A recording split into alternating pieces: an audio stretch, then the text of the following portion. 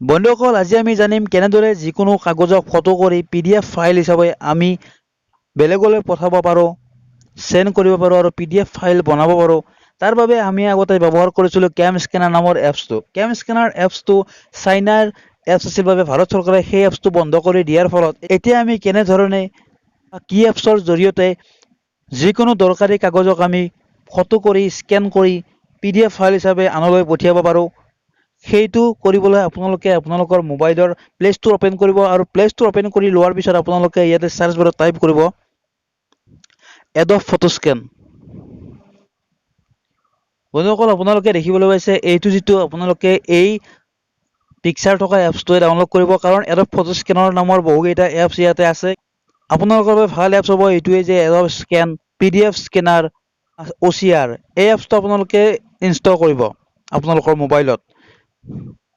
এই এপছটো ক্লিক কৰি দিয়াৰ লগে লগে মোৰ এই এপছটো অলৰেডি মই ইউজ কৰি আছোঁ আৰু এইটো আনইনষ্টল নকৰোঁ আৰু ইয়াতে মই আপডেট নিদিওঁ এতিয়া।